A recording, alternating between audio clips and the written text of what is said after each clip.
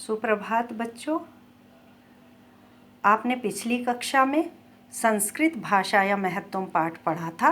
आज हम उसी पाठ का आगे का अंश पढ़ेंगे।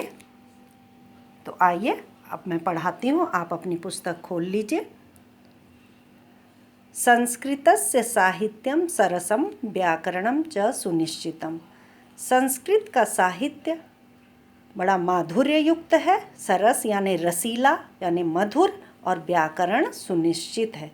तस्य गद्य पद्य च लालित्यम, उसके गद्य और पद्य में मधुरता, भावबोध सामर्थ्यम, भावों का ज्ञान कराने की सामर्थ्य, और अद्वितीयम श्रुति माधुर्यम च वर्तते, और सुनने में अत्यधिक मधुरता है। किम बहुना, अधिक क्या कहें।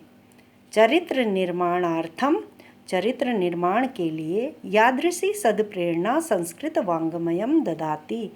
यादृशी मतलब जैसी, सदप्रेरणा मतलब अच्छी प्रेरणा, संस्कृतस्य वाङ्मयम, संस्कृत का वाङ्मय मतलब साहित्य देता है। न तादृशी किंचित अन्यत, वैसी कोई और नहीं। मतलब कि जैसी प्रेरणा चरित्र निर्माण के लिए हमें संस्कृत के साहित्य से मिलती है, वैसे किसी भी साहित्य से नहीं मिलती।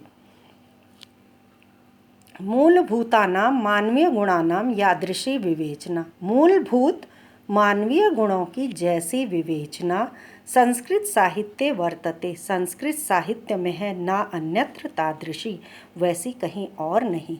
दया, दानम, शौचम, औदार्यम, अनुसूया, क्षमा, अन्ये च अनेके गुणा अस्य साहित्यस्य अनुशीलनेन संजायन्ते।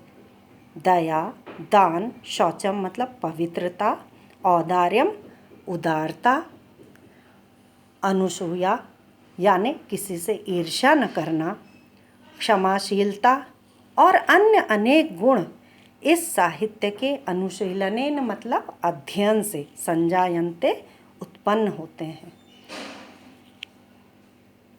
तो कौन कौन से गुण? दया, दान, पवित्रता, उदारता, किसी से ईर्ष्या न करना, क्षमाशीलता और अनेक गुण इस साहित्य के अध्ययन से उत्पन्न होते हैं। संस्कृत साहित्य से आदि कवि वाल्मीकि, संस्कृत साहित्य के आदि कवि वाल्मीकि, महर्षि व्यास, महर्षि व्यास, कवि कुल गुरु कालिदास, कवियों के समूह के गुरु कालिदास, अन्य च और अन्य, भास, भारवि, भवभूति आदयो।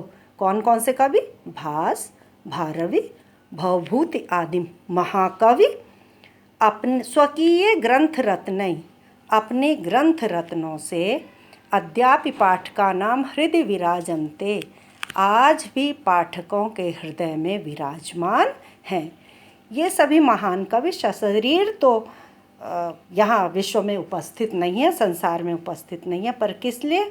अपने ग्रंथ रत्नों के माध्यम से ये आज भी लोगों के मध्य अपनी कीर्ति द्वारा उपस्थित हैं।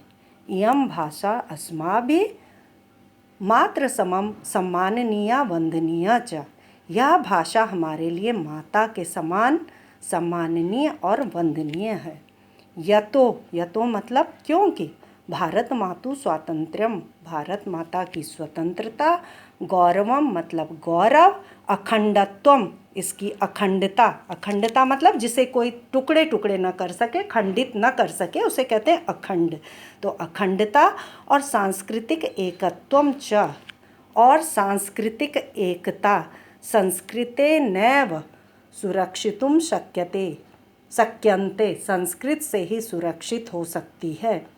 यतो ही क्योंकि भारत माता की स्वतंत्रता, उसका गौरव, उसकी अखंडता और सांस्कृतिक एकत्व संस्कृत से ही सुरक्षित हो सकती है। इयं संस्कृत भाषा सर्वासु भाषासु प्राचीनतमा श्रेष्ठा चास्ति, यह संस्कृत भाषा सभी भाषाओं में प्राचीनतमा मतलब सबसे प्राचीन और श्रेष्ठ है। ततः सुष्ठुक्तम, अतः सुंदर ही कहा गया है। क्या कहा गया है? भाषा सुमुख्या मधुरा दिव्या गिर्वाण भारती, कि भाषाओं में मुख्य, मधुर और दिव्या मतलब अलौकिक, गीर्वाण भारती मतलब देववाणी है। बच्चों, यदि आप ध्यान से इसका अध्ययन करेंगे तो मुझे पूरा विश्वास है कि तुम्हारी समझ में आएगा।